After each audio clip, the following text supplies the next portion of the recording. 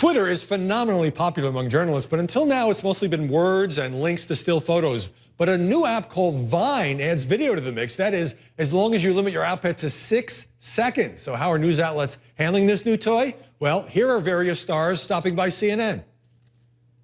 Wow, this is really I know, isn't it?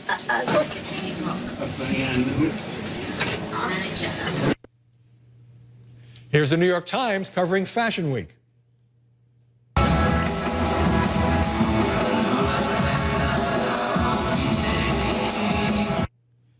And New York reporter Bryn Gingras giving viewers an up-close view of Hurricane Sandy.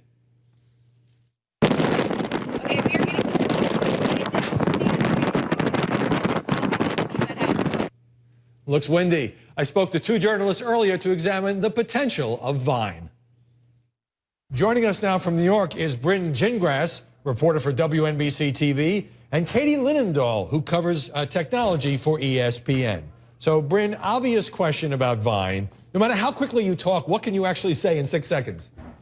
Well, you can say a lot. I mean, obviously, our viewers at NBC in New York really want news right now. They want it instantaneously, and that's the service we're trying to provide for them. So when I go out on a story, I want to get that information out there as fast as possible. So I can tweet it, of course, in 140 characters.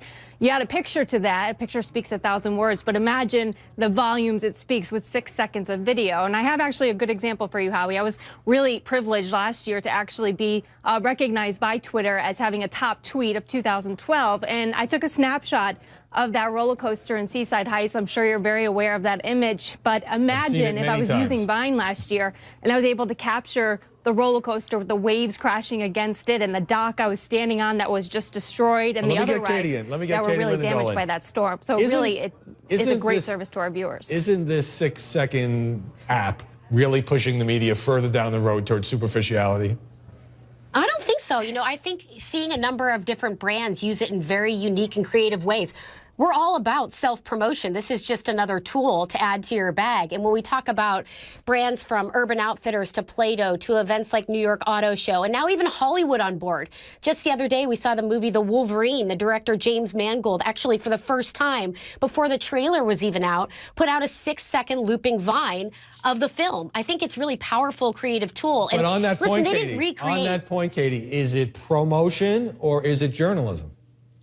I think it can be both, and I think it's how a matter of you use it. You know, I, as a journalist, I like to use it behind the scenes. I think people are fascinated when you give them a glimpse into your world. And, for example, when I was out at South by Southwest or the New York International Toy Fair, take a 6-second clip. That's all the time people have attention for anyways. Put it out there and show somebody a different perspective as opposed to this very polished TV segment.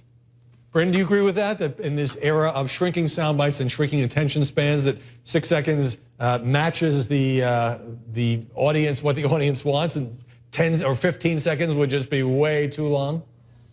Yeah, I mean, 6 seconds, I think, is the perfect amount of video. I mean, that's what our viewers want. Time's up for that answer. 6 seconds. Keep going. Yeah, no, I mean, it's a terrific way to get the information out there as fast as possible. I mean, you want to know exactly what's going on at that moment. You want breaking news, and you want it in the palm of your hand, and that's exactly what Vine is allowing us to do. And I think 6 seconds is all you need. And you can be creative with it. I had a colleague who did a time lapse of a snowstorm. He took 6 seconds of video over a course of time of the snow building up, and it was so creative and an interesting way to tell the story. I started using the program Tout, which gives you 15 seconds. At least you can get a sentence and a half out. But Katie, why does Twitter want to have video on the site 6 seconds long? Who is this aimed at from Twitter's point of view? Well, I think it makes a lot of sense. You know, I did ask Twitter about the time limit, and they said in the early stages of creating Vine, they experimented for both a 4 to a 10-second time limit, and 6 seconds kind of read just perfectly for them.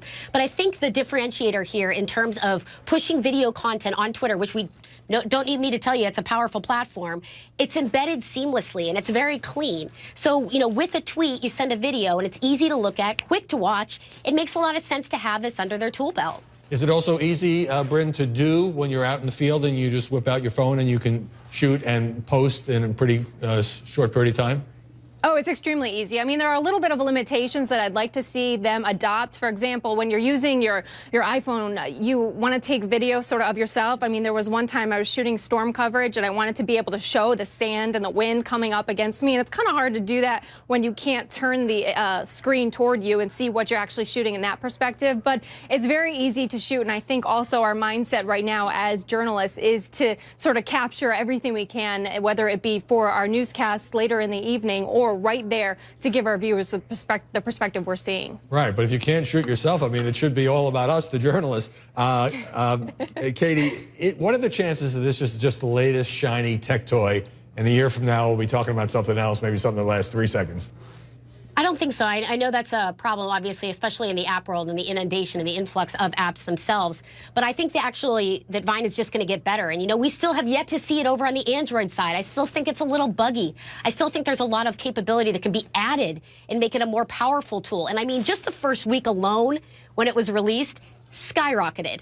I don't think it's going away anytime soon. And even just for my friends that aren't journalists, they love it. So I think that's too speaks volumes. I think it's just going to get better. That's the important thing. It passed the friends test. All right, Katie Linendoll and Bryn Gingras, thanks very much for joining us. Thank you. Thank you.